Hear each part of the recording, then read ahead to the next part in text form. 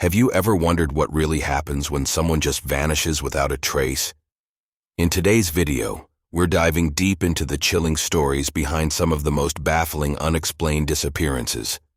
From remote wilderness to bustling cities, these cases leave us with more questions than answers. Join us as we explore the eerie details, the theories that surround these mysteries, and the impact they've had on families and communities. Buckle up, because this journey into the unknown is about to begin. Our first case happened 23 years ago. Dr. Sneha Anne Philip was in her third year of a residency at St. Vincent's Hospital on Staten Island, New York, when she disappeared. September 10, 2001, she appeared in court that morning, lazed through the afternoon, went shopping that evening, and was never seen alive again. At the time, her husband, Ronald Lieberman, was not particularly concerned when he arrived home shortly after 11 p.m. that evening to discover she wasn't home. Sneha had a habit of crashing at either her brother or cousin's home when he was working late, and this seemed to be another of those times. He hadn't heard from her, but considering the couple often argued over her not letting him know when she wouldn't be returning home, he wasn't surprised. On the morning of September 11th, Lieberman had still not heard from his wife and, mildly annoyed she hadn't yet contacted him, left for a morning meeting in the Bronx. After the meeting, the chaos at the World Trade Center unfolded, and his panicked thoughts turned to his wife. He left message after message on their home machine. Sneha didn't own a mobile, then contacted various family members and friends, none of whom had heard from her. He went home but was unable to enter their apartment. He spent the evening at a friend's, and the next morning, having still not heard from his wife, returned home to find no sign that she had been there. He reported her missing. The day after the attacks, her brother John spoke to WABC reporters at Ground Zero and confirmed Philip's heroic actions, telling reporters she was last heard from as she was running into the World Trade Center towers to help injured victims. "I was on the phone with her and she told me she couldn't leave because people were hurt," he said sorrowfully down the camera. "She said, I have to help this person, and that's the last thing I heard from her." A selfless last act by a committed doctor. This would have been her shining legacy had the New York Police Department not started digging into Philip's life as part of their attempts to whittle down the 9,000-strong list of presumed victims they began with. Once they began looking into the circumstances of the weeks leading up to her presumed death, a lot of things didn't add up. Philip had suffered an unhappy marriage, according to court documents, had conducted extramarital affairs, frequented dangerous night spots, and had criminal charges pending. She had also recently been fired from one job, reportedly due to alcohol and drug issues, which her family vehemently denied.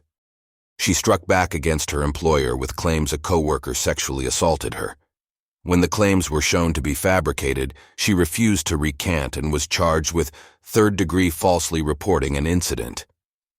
This is why she was in court the morning of September 10th. At the time of her disappearance, she had been suspended from another job. Detectives soon posited Philip was leading a double life. They suspected there was a lot more to her disappearance than met the eye. Upon being questioned by the police, her brother quickly admitted he fabricated the tale of her dashing into the collapsing buildings, saying he wanted to attract attention to her disappearance. The police suspected Philip's brother knew more, but he wasn't talking. The last known footage of Philip adds further complications. She was captured on the security camera of Century 21 department store near the World Trade Center at 7:11 p.m. on September 10th. In the footage, she is alone and carrying 2 large shopping bags, which were later confirmed to contain 3 pairs of shoes, bedding, a dress, and $550 worth of lingerie. Complicating matters further, store clerks insist she was earlier shopping with another woman with short black hair, although this woman managed to avoid being captured on camera. Despite the large amount of media attention her disappearance attracted at the time, the woman accompanying Philip during the shopping trip never came forward. She is yet to be identified. One other piece of security camera footage, uncovered by a private investigator hired by her husband, is more startling.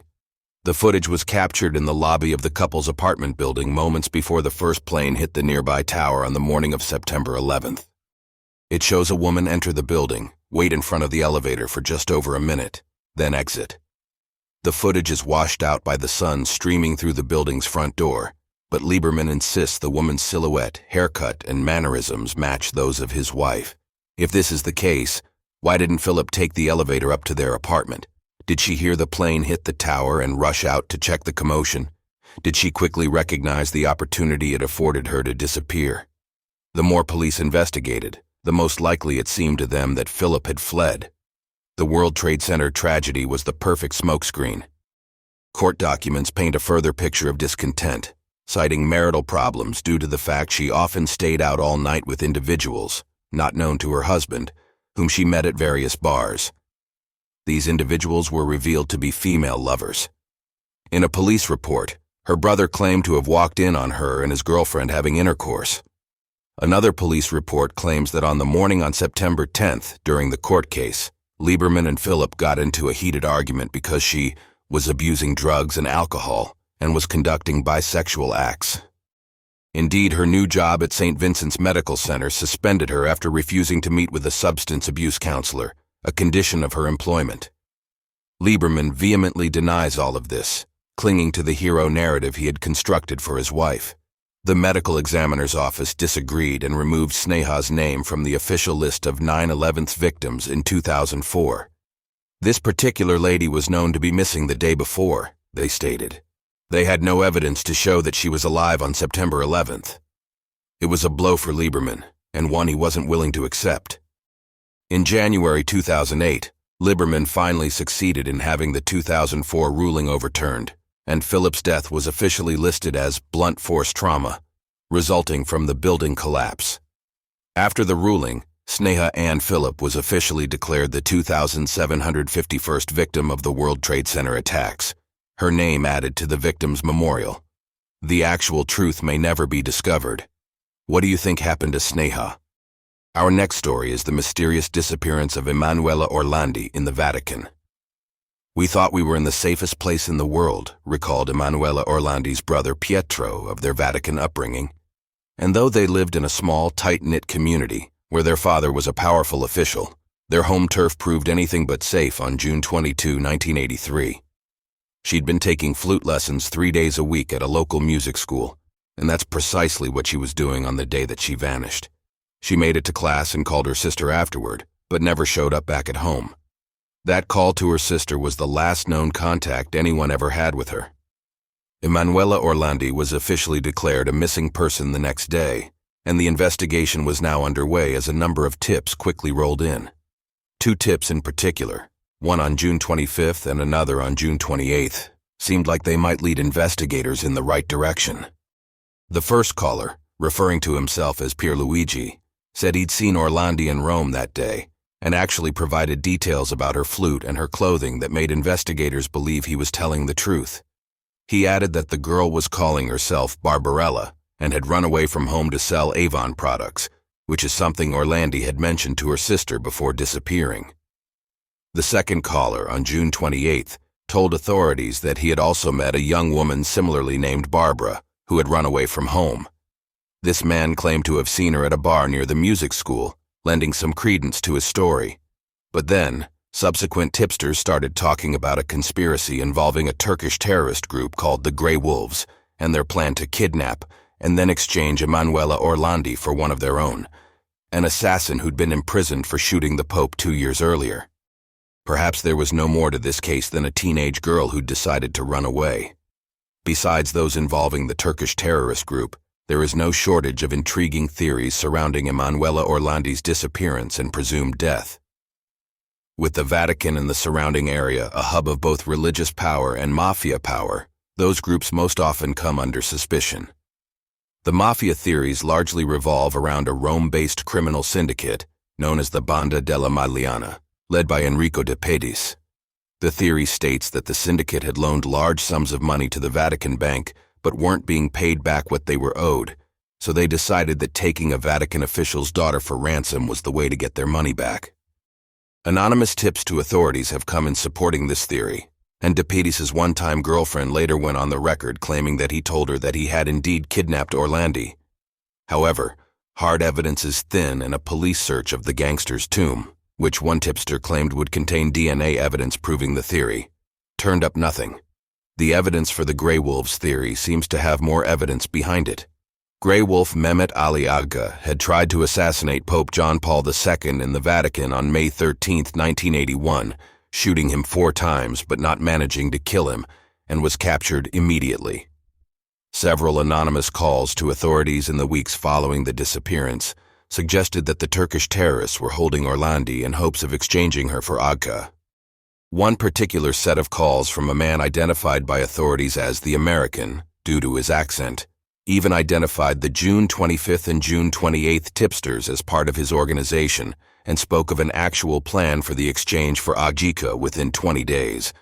However, the Vatican didn't take the call seriously, and nothing ever came of it. But perhaps the most disturbing theory about the Orlandi case states that the Vatican, local police, and regional lawmakers had a plot to kidnap young girls like Emanuela Orlandi and force them into sexual servitude.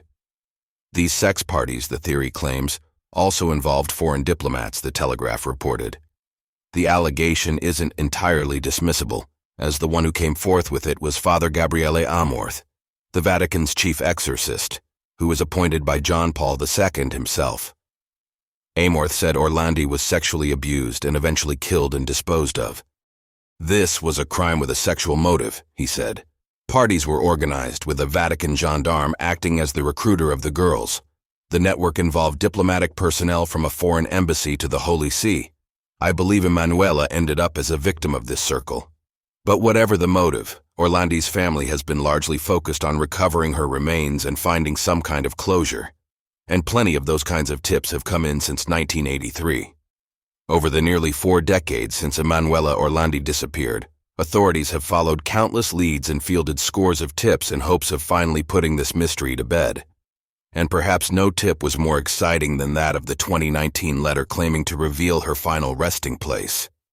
Orlandi family lawyer Laura Scrow received an incredibly ominous note early that year that contained a photograph of a tomb beneath the Vatican and directions to "look where the angel is pointing" in reference to the marble angel guarding the crypt in question. The anonymous tip garnered the attention of the Vatican's highest-ranking officials, with spokesman Alessandro Hizzotti chiming in to diplomatically address the situation. "I can confirm that the letter by Emanuela Orlandi's family has been received," said Hizzotti, "and the requests it contains will be studied." What made this tip especially intriguing is that scientific tests on the tomb following the delivery of the letter suggested that the tomb had been opened at least once recently enough for Orlandi's remains to have been stashed inside. Furthermore, in a letter to the Vatican, Scrow said that she had been able to verify that some people knew there was a chance Emanuela Orlandi's body had been hidden in the tomb. There was even additional evidence that unidentified visitors had been frequenting this particular tomb, as flowers had been left behind at the site. All that was left to do was search the crypt and see if the remains of Emanuela Orlandi were actually inside. When the angel letter came to light in 2019, it wasn't the first time that the Orlandi family had gotten their hopes up thanks to an anonymous tip. Most recently, the family collectively held its breath when the Vatican discovered human remains on its property in October 2018, only to be left disappointed when the remains turned out to belong to unrelated victims. Sadly, this is what happened once again in July 2019 when the search of the tomb turned up no remains.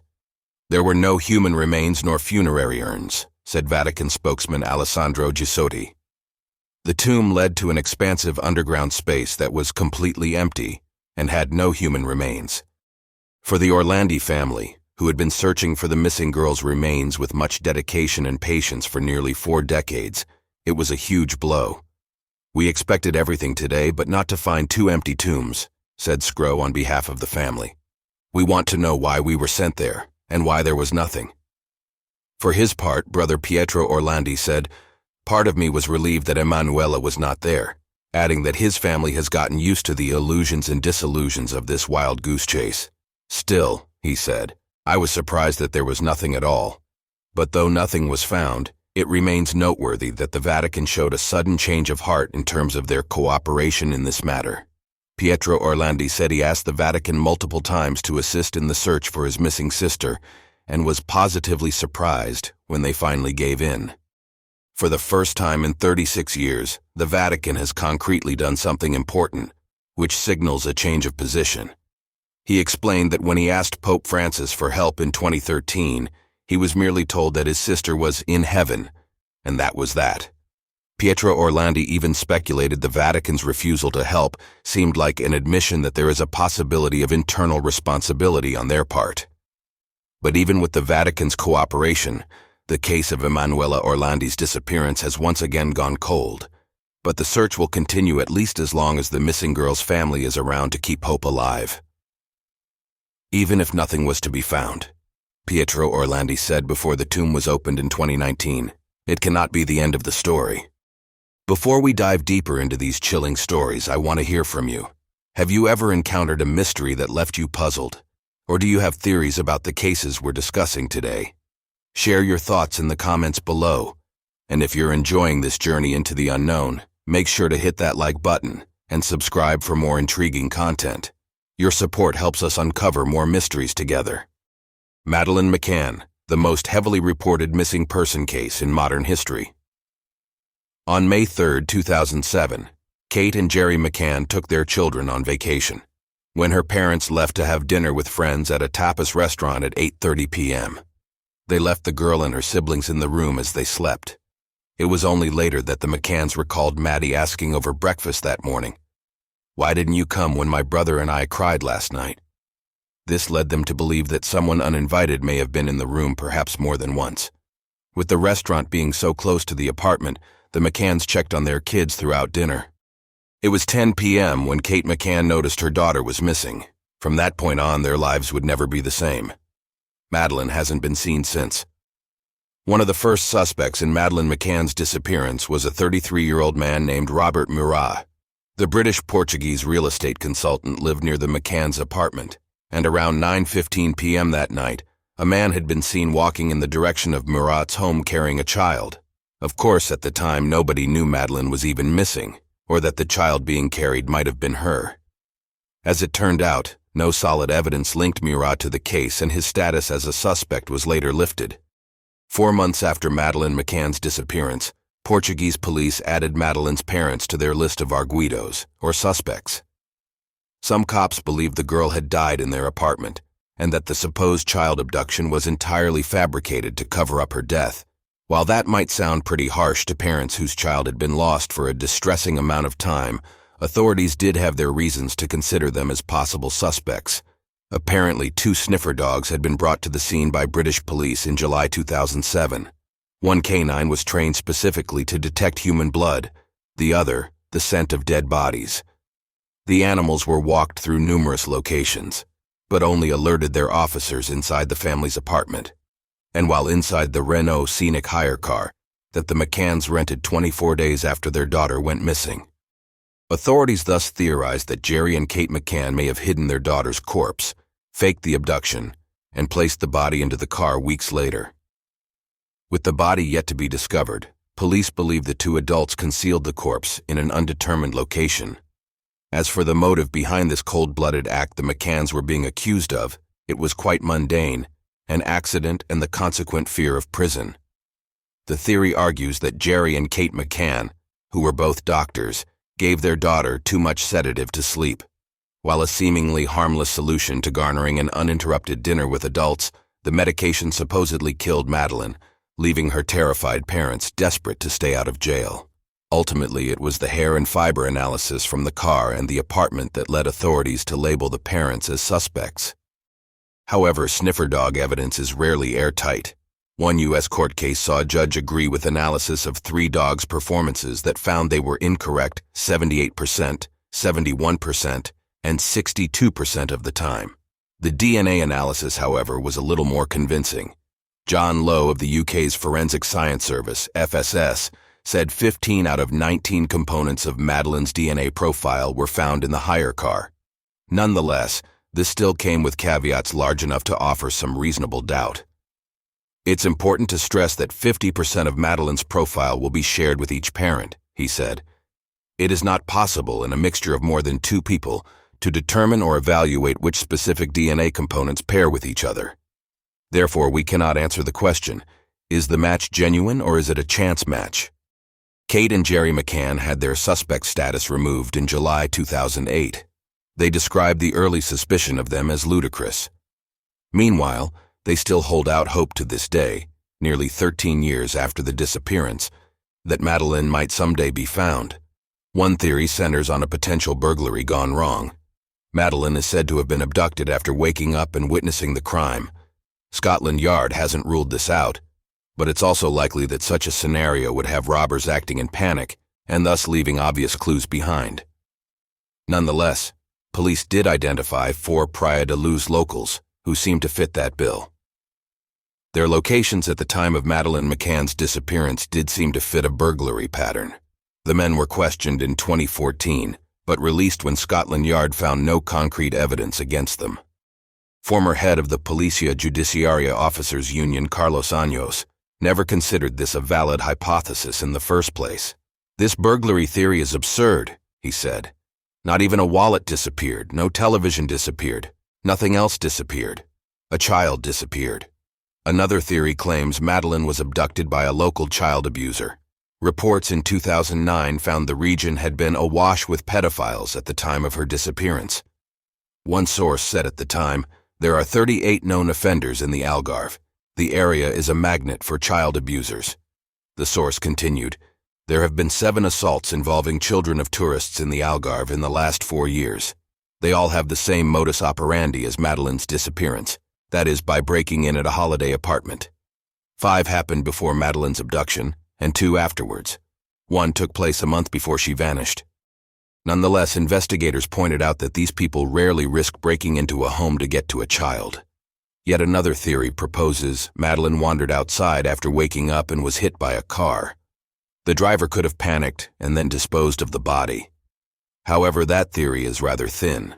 Sources from Maddie's family claim she wasn't even capable of opening the heavy shutters of the window, let alone climbing out to go outside. Most importantly, why would the girl have wandered into the dark, leading toward the road, rather than toward the festive restaurant area? The most engrossing theory points toward Madeleine being abducted and taken out of the country. Girls matching her description have been spotted in a variety of places from Europe to Africa. In 2008, police were investigating a lead claiming Madeleine was abducted at the behest of a Belgium-based ring. The group allegedly ordered a young girl, and may have even taken a photo of McCann beforehand to sign off on her appearance. Other theories suggested she was abducted and taken to Lagos Marina, which was nearby the hotel, and put on a boat bound for Morocco. The sightings there were so convincing that the McCanns even visited the country after Madeleine vanished. Most ominously, Morocco is known to lead to a popular trafficking route to Mauritania. "The Mauritania line is certainly a possibility," said former Scotland Yard Detective Colin Sutton. "If someone wanted to get a 3-year-old child into Africa, it's the obvious route. The infrastructure and contacts for people smuggling are clearly there." The 2019 Netflix documentary, The Disappearance of Madeleine McCann, retells the tragic story from beginning to unresolved end. According to The Guardian, it covers the history of the Algarve as a holiday destination, interviews with journalists, and the media frenzy this case stirred up. The following year, in June 2020, German police announced their investigation into a suspect in Madeleine McCann's disappearance named Christian Bruckner. He was reportedly camping in the area at the time of the incident and told his girlfriend the night before the kidnapping that he had to do a horrible job the next day. Prosecutors believe he's the culprit and are continuing to work toward making an arrest. But as of now, the disappearance of Madeleine McCann remains unsolved, and her family is still seeking the closure they've so desperately needed for some 15 years. Our last case for today, the Jamison family. Before their bodies were found, they were acting bizarre. Bobby and Sherilyn Jamison, along with their daughter 6-year-old Madison, vanished in October 2009 while on a trip to the Sandboy Mountains in Oklahoma. Gone without a trace. But that's just the beginning. How the Jamisons went missing and why they were later found dead in the wooded hills has sparked multiple theories. Although this is no longer a story of where did they go and did they meet their demise, there are still many more questions that go unanswered in this case. On the 8th of October 2009, the Jamisons drove to a remote area in the Sandboy Mountains of their home state, Oklahoma. Their truck was later discovered abandoned on a dirt road, locked and with their belongings inside. Their emaciated dog, Maisie, was found inside the truck. Among the belongings left behind were the family's identification cards, wallets, mobile phones, a GPS, and $32,000 in cash. Search efforts were immediately launched to locate the missing family, involving local authorities, search and rescue teams, and volunteers. Despite extensive searches of the rugged terrain, no trace of the family was initially discovered. How could they have just disappeared? In November 2013, two hunters stumbled upon skeletal remains in a secluded area of Latimer County, less than 3 miles from where the family's pickup truck had been abandoned. On July 3, 2014, the Oklahoma medical examiner positively identified them as belonging to the Jamison family. Unfortunately, the exact cause of death could not be determined, further adding to the mystery and frustration. Prior to their disappearance, the Jamisons were captured on surveillance footage at a local Walmart store. The footage showed Sherilyn acting strangely, pacing back and forth. Bobby, too, appeared agitated and disoriented. This behavior raised questions about their mental state and potential stressors leading up to the family's disappearance. Sherilyn's son Colton witnessed a sudden deterioration in his mother's mental health during the weeks before he moved out. Sherilyn, who battled bipolar disorder and experienced manic phases, was showing signs of distress. However, her close friend Nikki believed that's why the couple was planning to move with their young daughter, to get a fresh start and to leave their past troubles behind. Bobby and Sherilyn told family members and friends they were extremely concerned about the paranormal activity they had been experiencing in their home. According to those closest to them, they believed that their residence was haunted. The odd behavior of Bobby and Sherilyn and their concerns about paranormal activity have sparked theories that they might have gotten involved with a dangerous cult. Investigators were unable to find any solid evidence to back up these speculations. The Jamisons also left behind personal journals that provided insight into their state of mind at that time. The journal entries have never been released to the public, and if they contain important clues as to what could have led to their deaths, investigators working on this case are keeping those details private. The police also uncovered a strange security video taken outside the Jamison family home the night they left. In the video, the couple is seen going back and forth between the house and truck, packing up their belongings. As if that weren't strange enough, prior to their disappearance, Bobby Dale had gone to his pastor and claimed that his home was haunted, saying that he had 2 to 4 ghosts on the roof. Sherilyn has also purchased a satanic Bible, allegedly as a joke. However, Bobby Dale confessed to his pastor that he had read it. Police did look into the theory that the Jamison family deaths had been a murder-suicide. They uncovered an angry letter written from Sherilyn to Bobby that was 11 pages long. This led them to speculate that Bobby Dale had driven his whole family into the woods, murdered his wife, daughter, and then himself, but this theory couldn't be proven. Another hypothesis considered was that Bobby Dale's father, Bob Dean Jamison, had been involved. Bobby Dale had filed a protective order against his dad, claiming that he had threatened to kill him and his family, and that they were afraid for their lives. Bobby Dale's petition for a protective order paints the picture of a very dangerous man who thinks he is above the law.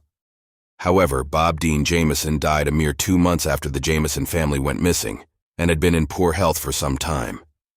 His brother, Jack Jamison, claimed that he was either in a hospital or rest home at the time, and although he was a disturbed individual, he was not capable of being involved in the murders. The Jamison family case seemed to have many leads, but none of them led anywhere conclusive. Despite all the mysterious clues and theories, police haven't been able to untangle the mystery of the Jamison family deaths. The case remains unsolved to this day. As we conclude our journey through these unsettling stories of unexplained disappearances, we're reminded of the many lives affected by these mysteries. Each case not only leaves us with unanswered questions, but also highlights the importance of awareness and vigilance in our communities. If you found these tales as captivating as we did, please give this video a thumbs up and share it with others who might be intrigued. Don't forget to subscribe for more deep dives into the unknown, and let us know in the comments if there are other mysteries you'd like us to explore. Until next time, stay curious and keep searching for the truth.